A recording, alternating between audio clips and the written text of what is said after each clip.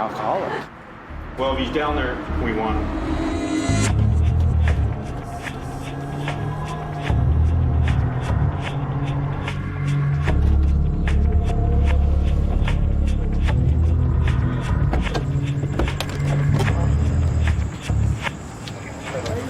What's your name? William Tony?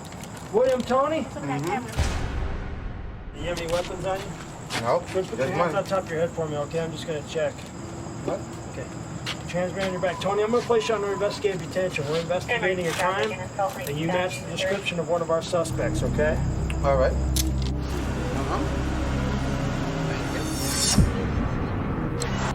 This guy, Tony, was last seen at the victim's place this morning after he was murdered, and... Yeah, it has to be after he murdered, because he was in full Riger when we found him. So So we'll see, you know, what standing he has there and what there was. and why he killed him. Yeah. How long you been staying with Mike? Maybe at the longest 2 weeks. Who was staying there? Is there anybody else besides you and Mike? Yeah, a whole bunch of people coming in and out. He was just that kind of person. You know, I bought him the hamburger, he gave me a place to stay. What time did you leave Mike's apartment this morning? About 6:30 to 7 o'clock 6:37? every morning Every morning, and where do you go from there? to the park. And what do you do all day at the park? Just sit there and drink. Okay. And then what time do you come back? I need his Come life. back. The reason we brought you down here because Mike's dead. Oh, no. Yeah, and we're trying to figure out what happened to him. Oh, I don't know, like I told you. Tony is very open. He's not trying to say, I wasn't at the apartment, or I don't know what you're talking about, and we can't tie him back to the hotel. So he becomes more of an information source than a suspect. When was the last time you saw Mike?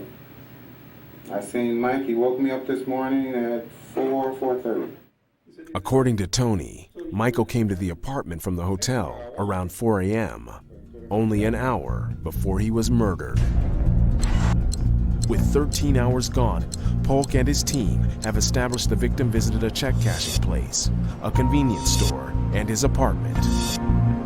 The question now is, what happened to Michael after he left the apartment? Are you John, the security guy that was working last night? When I first came on to duty, Right. he introduced himself and shook my hand. You know, he was all that way. I mean, he The was- hotel security guard saw Michael when he returned to the hotel at 4:30 a.m., and he wasn't alone. Did you see the guy? Yeah. What did this guy look like? He was 6 foot. Was he white? No, he was. I want to say Hispanic, or because he had darker skin. You know, and it was no hair. You know, like he shaved his head. Polk and Dillian may have finally discovered Michael Prince's killer. They now hope the hotel surveillance footage will reveal the suspect's identity. In San Antonio, Detective Tim Angel and his team have a lead in the murder of Juan Trujillo, whose body was found floating in a creek. They have located two potential suspects, a homeless couple, Charlie and Gloria, who lived with the victim in his cars.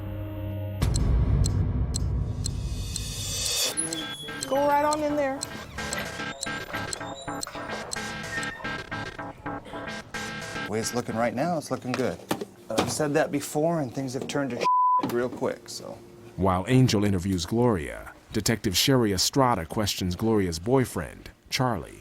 The last time you saw him was when again? Monday. That's what the last time I seen him was probably Monday, last Monday. When you saw him on Monday, did he have his car with him? The green car. When we seen you guys looking around, I said, what's going on? Because we haven't seen John. That's what we were talking about. And then that's when you came.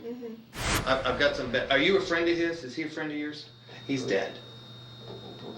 Yeah, he was murdered. For real? Yeah. We keep him company. We play cards. You know, he'll drink us 2 beers.